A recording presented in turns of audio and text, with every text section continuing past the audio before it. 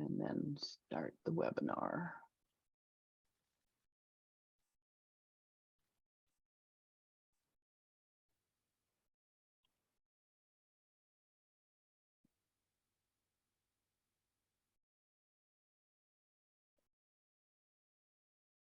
Welcome everyone. We'll just get started in just 1 minute here, allow other people to join.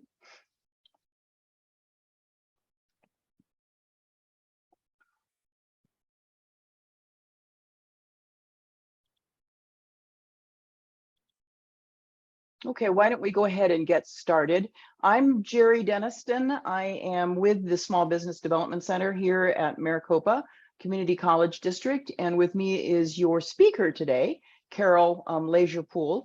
Before she gets started with the presentation, let me just tell you a little bit about the Maricopa SBDC. We're part of a nationwide network of nearly 1,000 SBDCs across the country, and we have 10 SBDCs in the state of Arizona.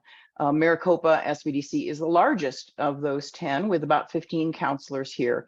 And we provide counseling services at no charge, training such as this, and we have a variety of tools and resources that we make available to our clients. And along with those resources is a relationship with the Arizona Commerce Authority and also the city of Peoria that provides some additional funding to support the clients in Maricopa County. You can see our website here, maricopa-sbdc.com, where you'll find a lot of more information about our services. And we'll talk a bit more about that perhaps later on. But right now I'm going to turn it over to Carol. So go ahead and take it away. Sure. Hey, good morning, everyone. My name is Yanxin Leisurepool. Call me Carol, please. So I'm a certified global business professional by NASFAT. And I have an MBA degree with University of Amsterdam Business School.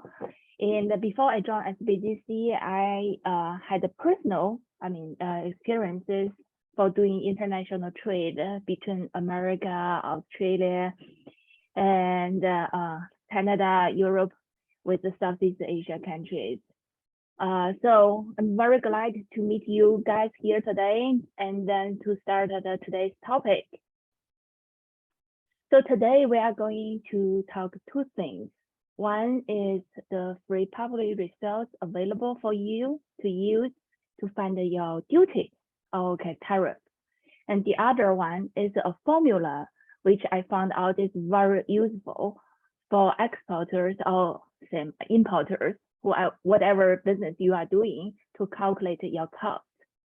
So let's get started. The first one, the two public results is one is HTS .US International Trade Commission.gov. It's USITS.gov. The second one is for the CBP website.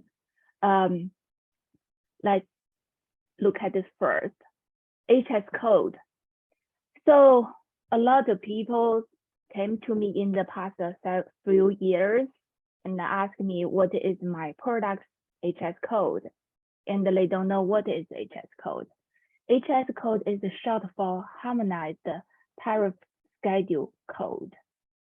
The first 6 digits are universal. It means whoever countries join the WTO, they are using the same HS code for the first 6 digits.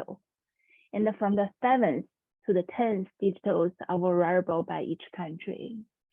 And then when you're exporting, your freight forwarder may ask you, hey, what HS code should I put on your bill of lading?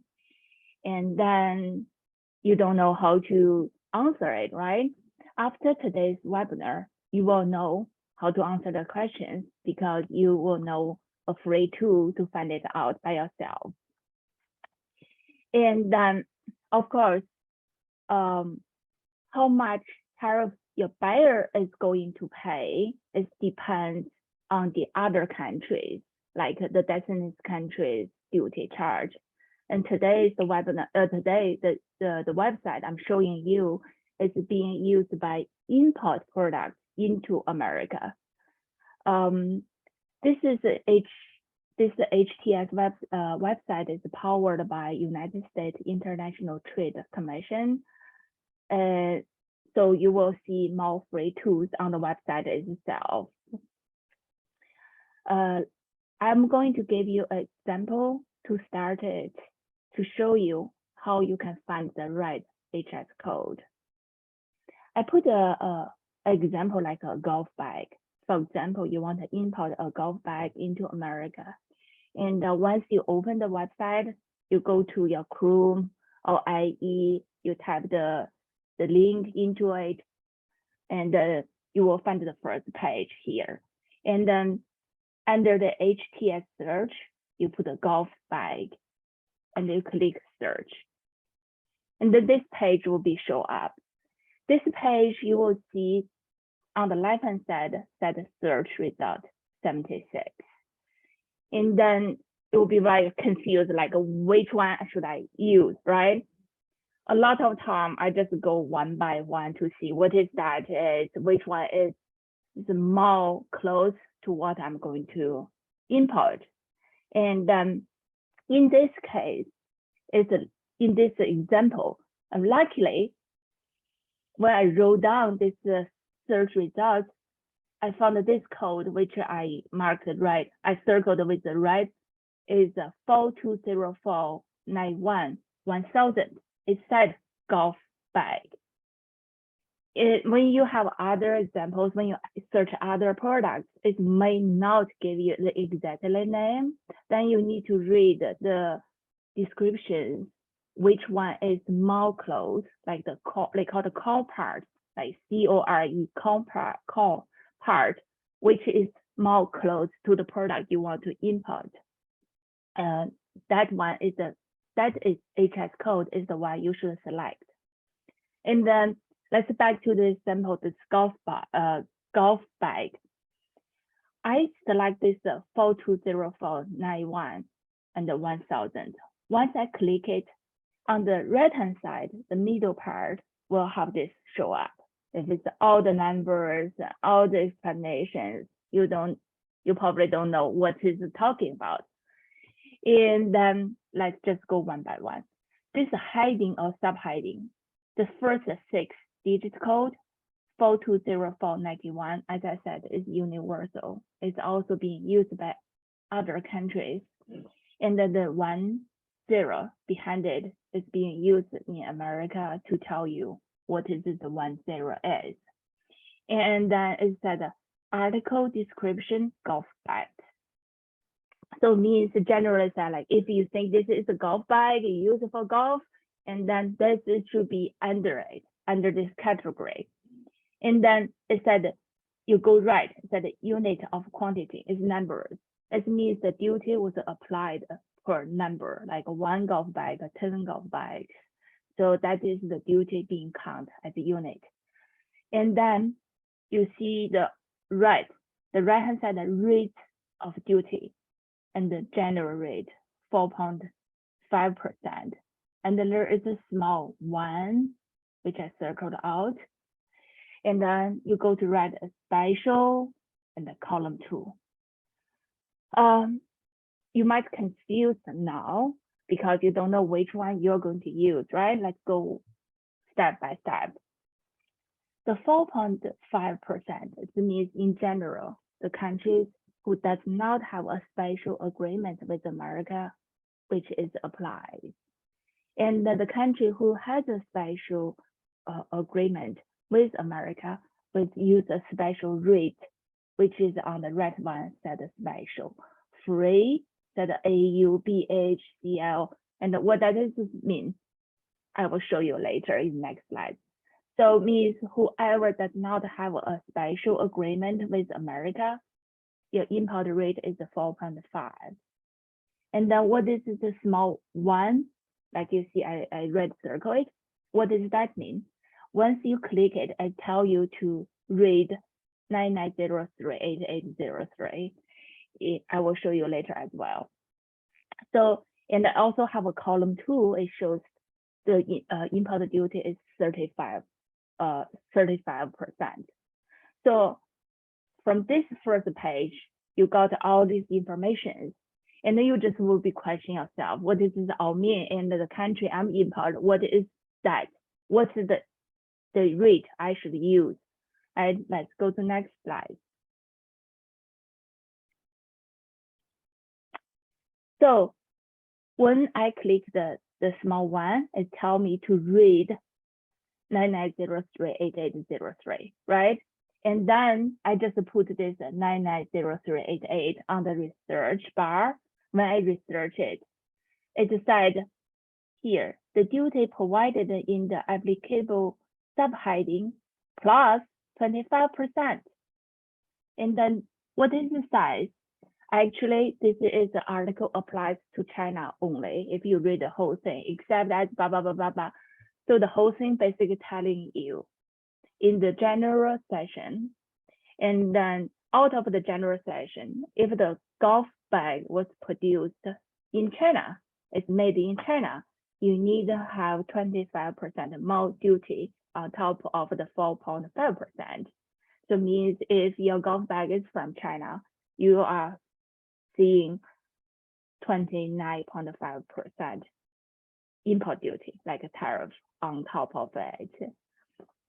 So that is the small one mean. Let's look at the next page to tell you what is the special rate. So the rate of the duty, you see the general 4.5%, and then you know, okay, I may have a 4.5% if I'm not in a special agreement. And then this small one means, okay, if I import from China, 25% more. And then I listed all the countries who had a special agreement with America. If you are importing the product under this country's agreement, the special agreement means your import duty is 3.5%. And what are these? You can see that United Australia Free Trade Agreement is AU. The second one is the AU, and it is the special rate. Means if your golf bag is come from Australia, and then you have 3.5% instead 4.5%. And you can see this in the BH. You see, you can check all the the initials here, and is it in the special rate. Where you can find it, on the first page of this website, HTS, they have a general note. It's in that general note, but that general note has something like 800 pages. So I just cut pasted here for you to get like short answers. You can find answers easier here. But if you want to learn more, and you can read that general note, and I will show you a little bit where you can see all this information. Let's go to the next page. I will show you what is the column 2 mean. And then luckily the column 2, the 35% is only applied to this 4 countries. It's not going to apply to other countries. That said, it only applies to Belarus, North Korea, Cuba, and Russia. So either you are direct made or indirected made from these 4 countries. When you import into America, you pay 35% import duty or import tariff, you call it. So this is how you can read it. You can read the first page, like once you Google golf bag, and then you know what duty you are looking for. So let's go to the next one. This is the second website I want to show you today.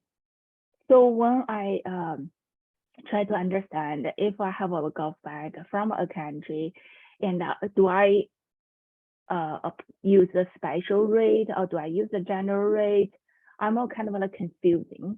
But here you can use this website to double verify, like to get a better understanding which duty you should be used.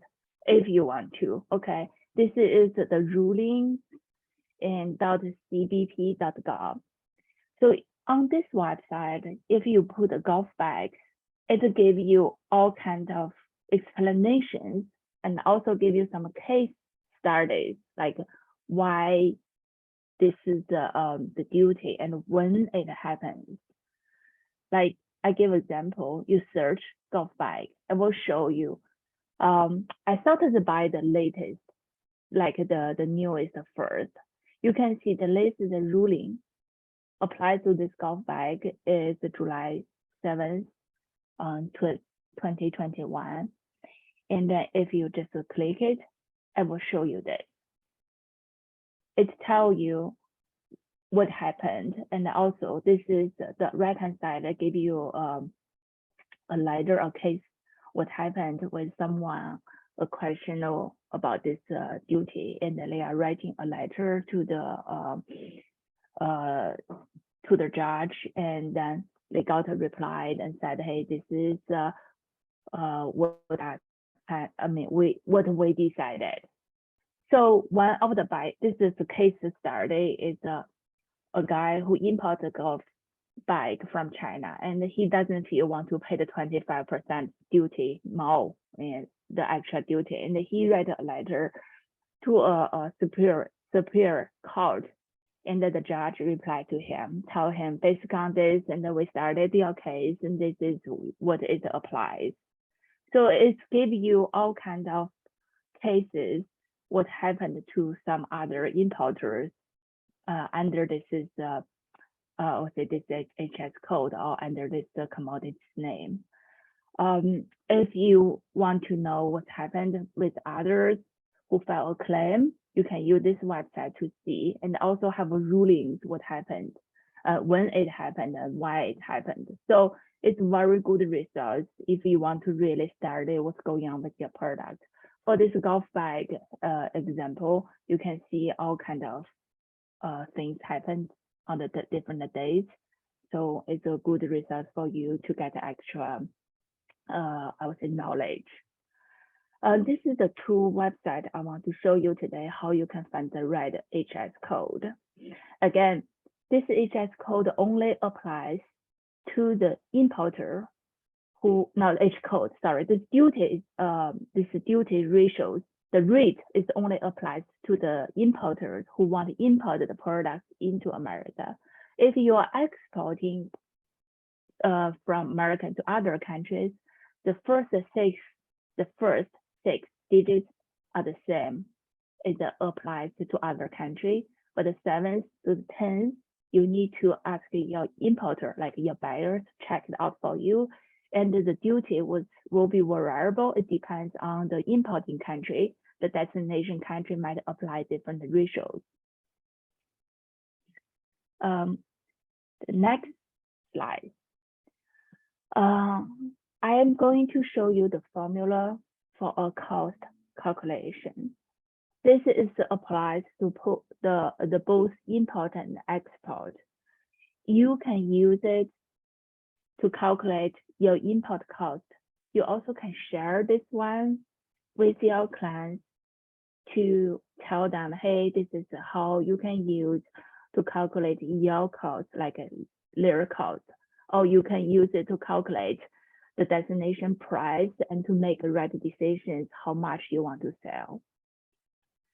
So the cost is the cost for you is equal to FOB price plus the FOB times the import duty plus the ocean freight, or if you ship it by air, and then it's plus air freight, and plus the customs clearance cost and the domestic logistics cost.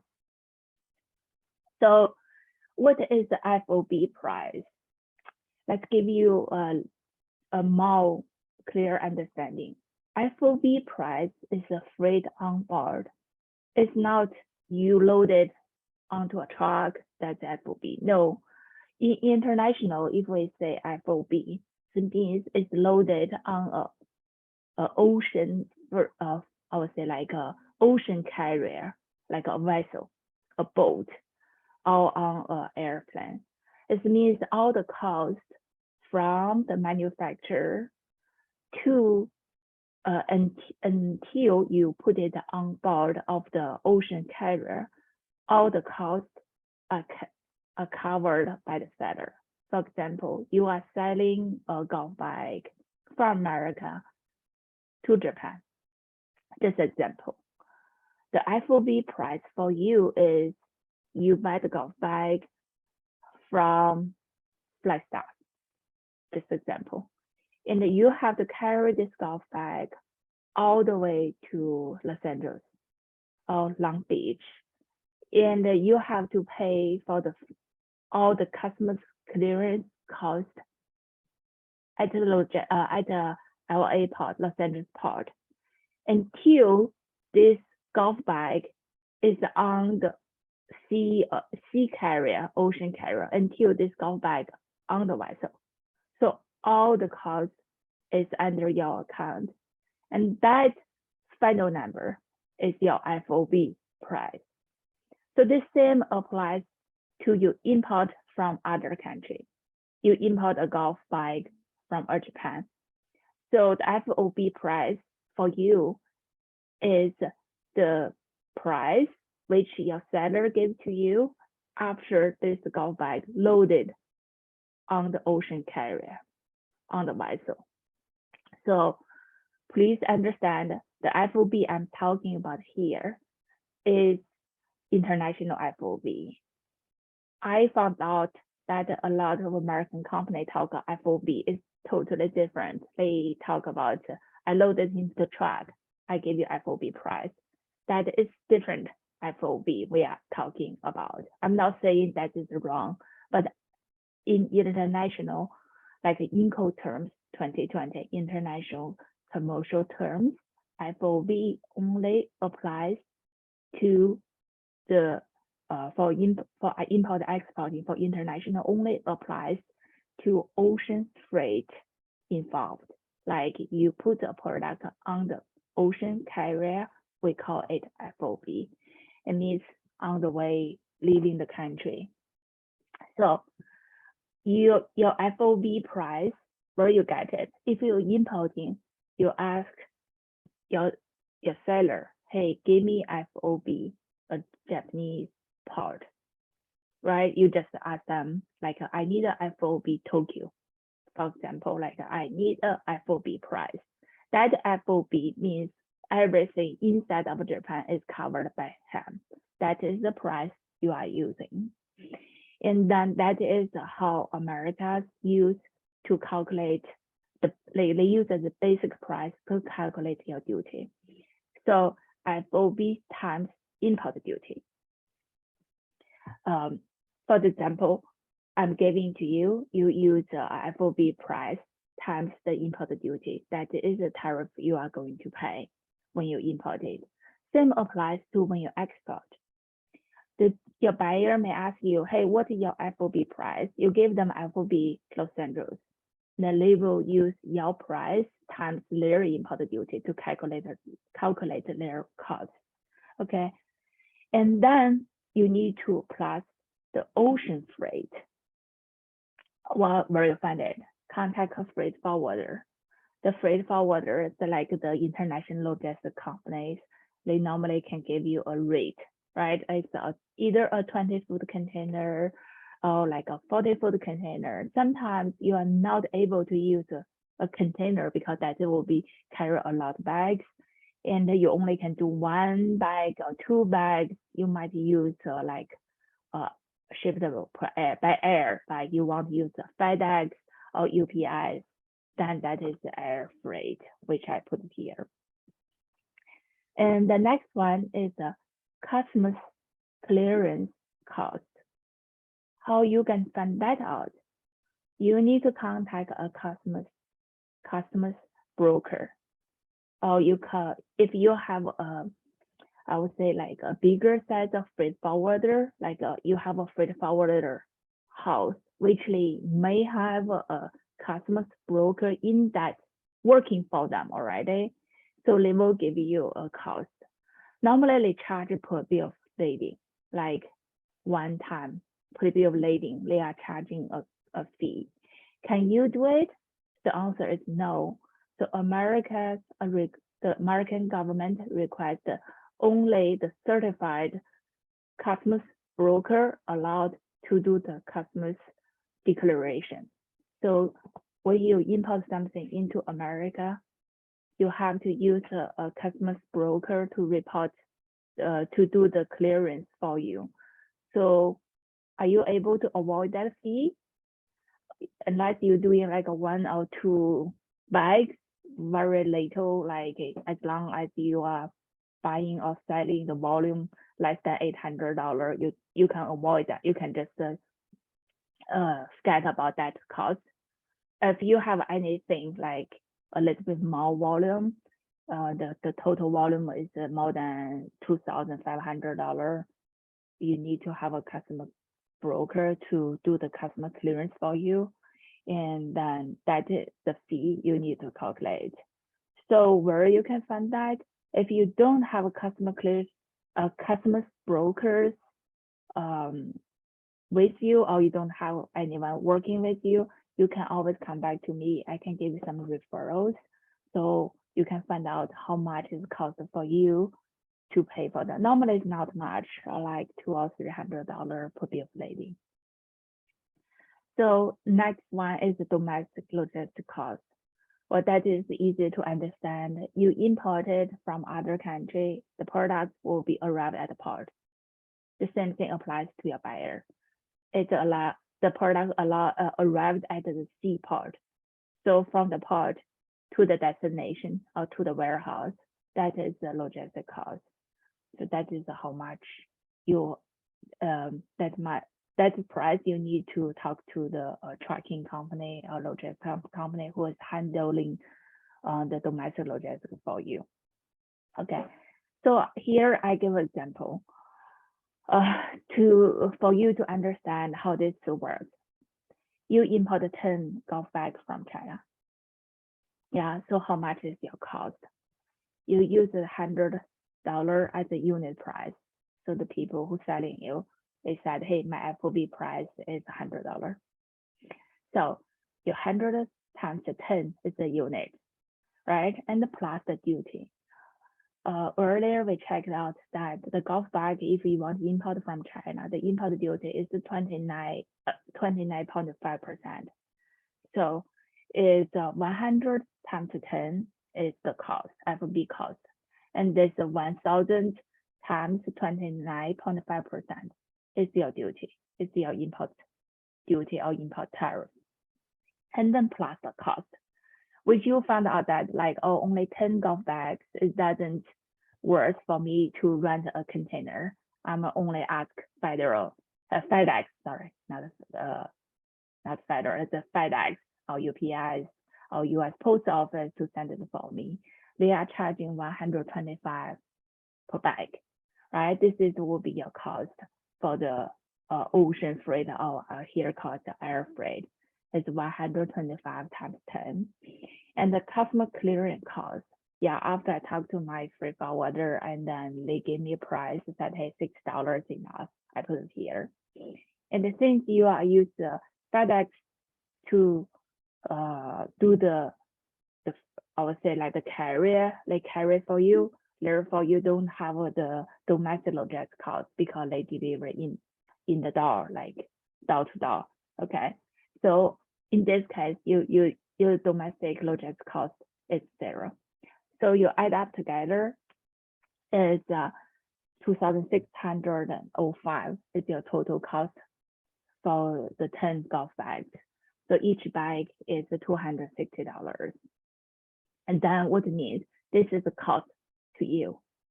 Now you can calculate how much you need to sell in order to make enough profit, right? So if you want to make a 20%, I would say 20% profit, you can just add like $52 on top of it. It means you have to sell 112, like $312 each bag in order to make 20% gross margin. Of course, you have to pay the income duty, blah, blah, blah, blah.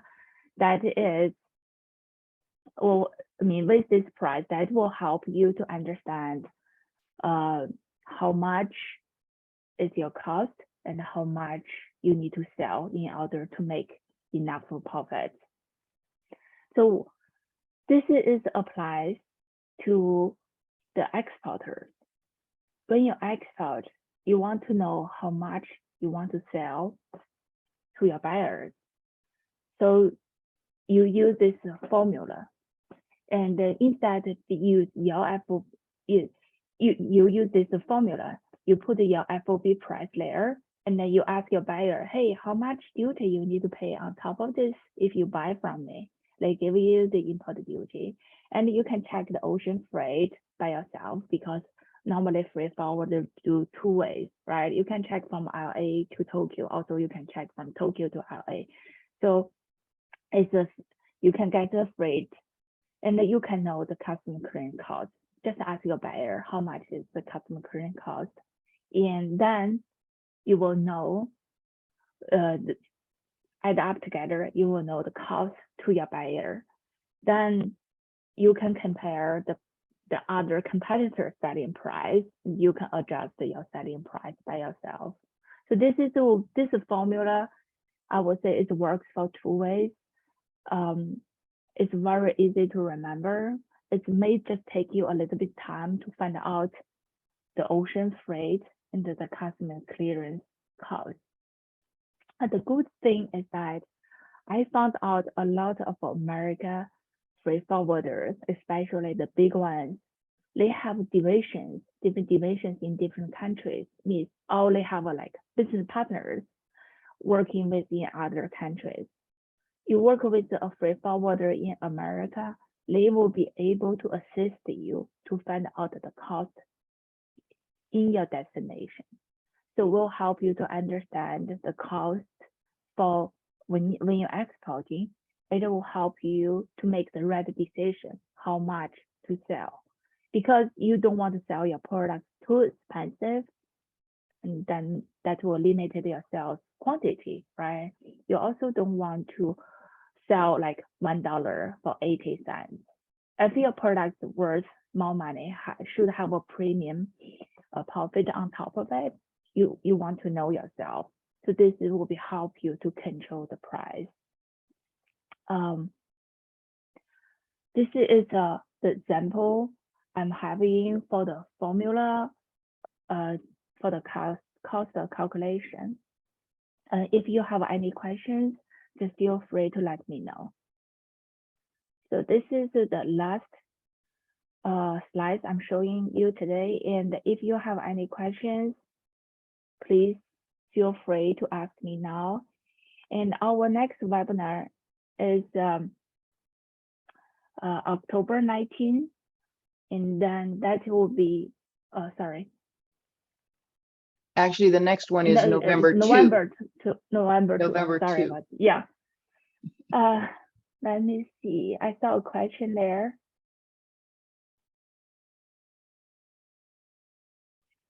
There is a question. Jerry, you want to read it?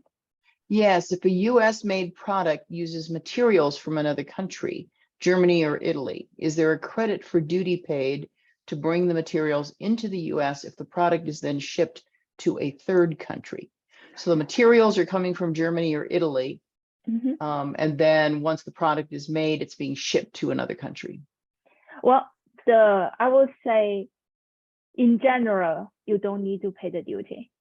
America has a program. You can withdraw the duty which you paid in your case, because you are only providing the labor. I would say like you dump together, you put them together.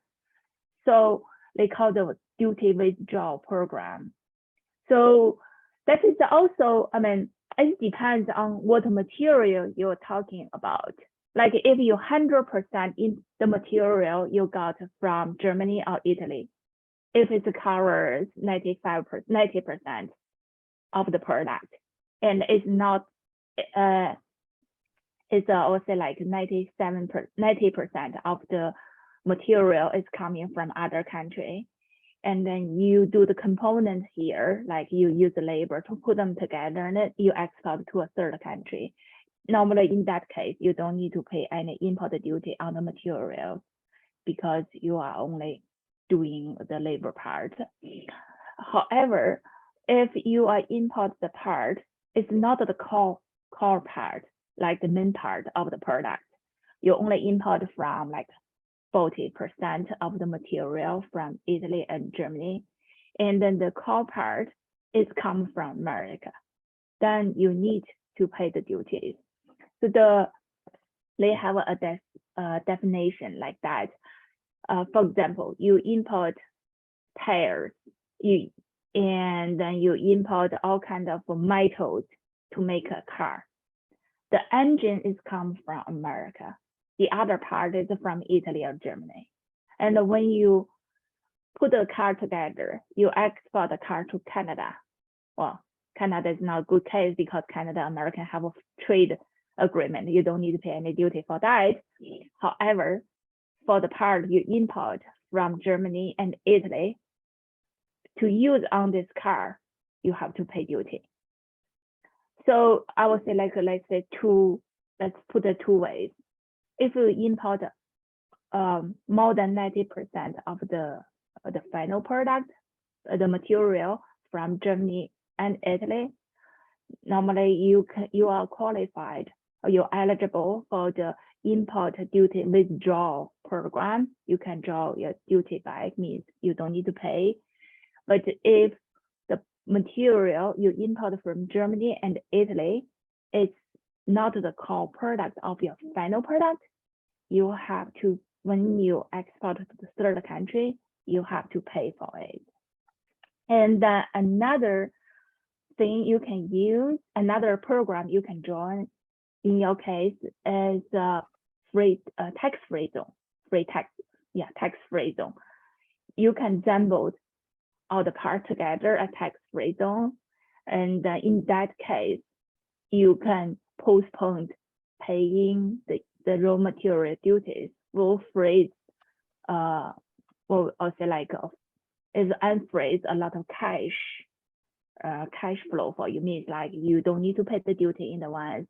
In tax-free zone, you can just use the material to assemble them together, and then when you export, you can decide, hey, I need to pay the duty or not. If you don't need to pay the duty, then perfect. Yeah.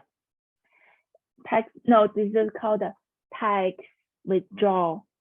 It's called a duty withdrawal program. It's a duty withdrawal program. I can send it to you. I'll type that in here. Yeah, it's a duty withdrawal program. Yeah. Right, duty withdrawal. Mm-hmm. Great. Well, thank you. I don't see that we have any other questions. Yeah, I'm not seeing any other questions. But so thank you for joining us, everyone. We appreciate your participation. And as Carol said, we have another webinar coming up on November 2nd. Right now, I'm not remembering what the subject is, but you'll be getting an email. We'll be sending out an email about upcoming. Yeah, I will wait. Go ahead. I see there's a chat that said, wait, please. Do we have another question? I think. He's typing. Yes. Evelyn has another question. Okay.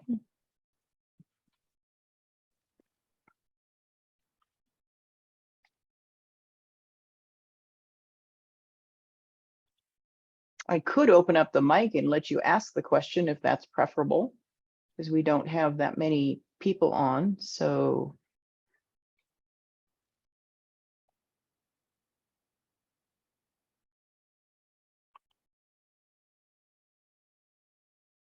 let's see. Please. Okay, good. There. So you have the mic. You should be able to ask the question, Evelyn.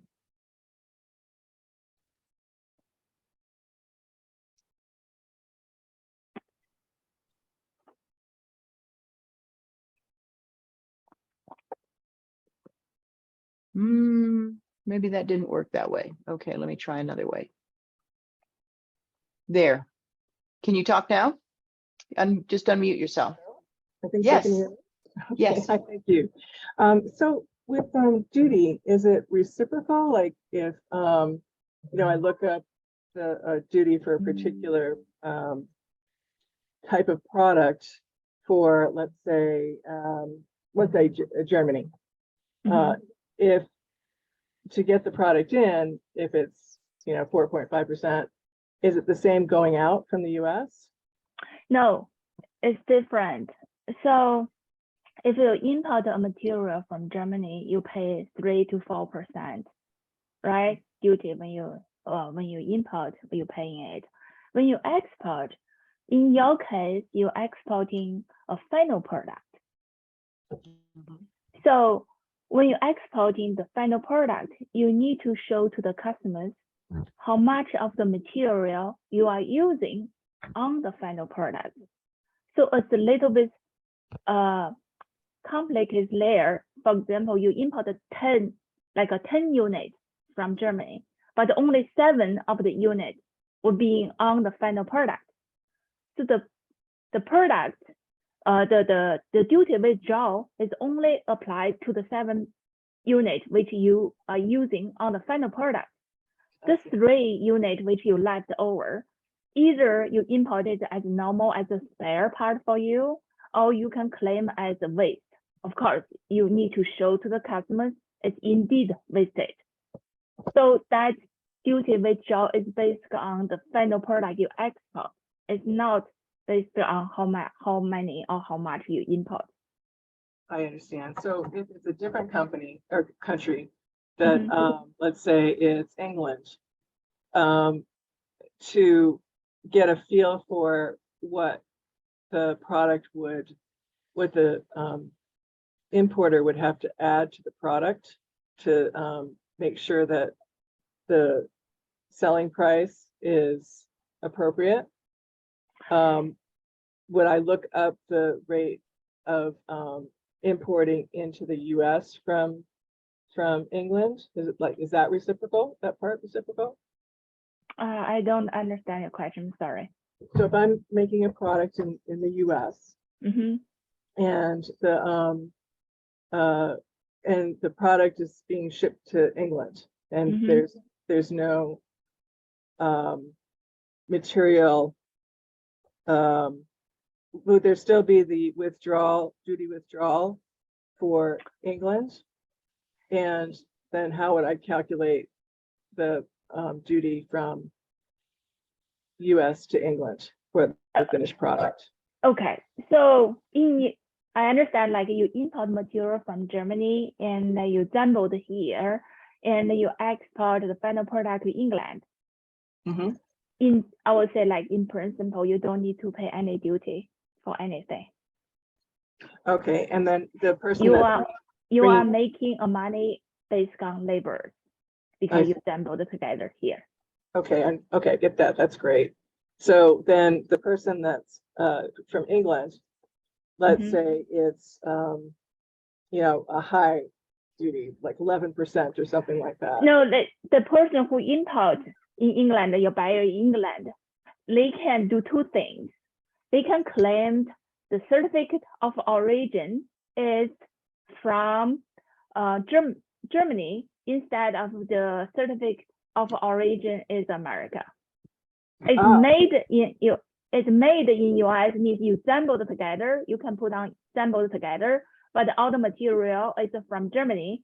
So they can use the certificate of origin shows the Germany parts assembled in US.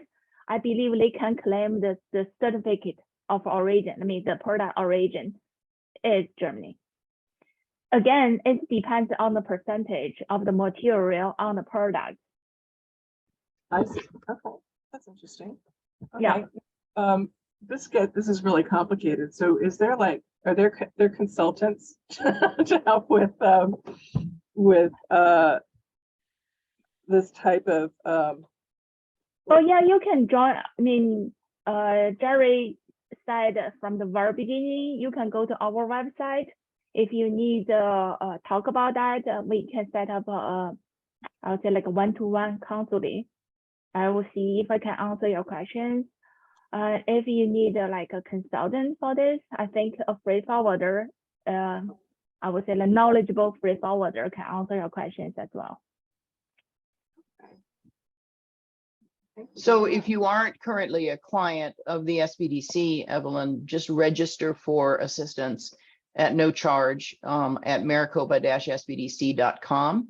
And then you'll be assigned, and more than likely, you'll be assigned to either Carol or Tom Fulcher, because they are our international SBDC advisors, and they can work with you to help with the calculation.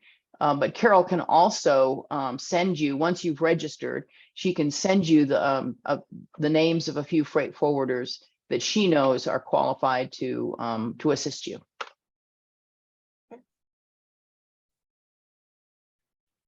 Thank you. You're welcome. Okay. I'm already assigned to Lou Farina, so. Oh, okay. All right. But- Well, then she can still work with you. Just let Lou know, and he may be out of the office, but just let Lou know that you'd like to talk with Carol to get some questions answered on the international side. Okay, thank you very much. Very Yeah. informative. Good. Appreciate it. Good. Okay. Well, thank you for joining us today. This is, just to let you know, this is recorded. And so you'll be able to review this. It'll be up on the website in a few days, and you'll be able to review this at any time. So you can go back and capture that formula and review the webinar again and the information. And but if there aren't any other questions, and I'm not seeing any more, then we'll stop the webinar, and thank you again for joining us. Bye-bye. Bye.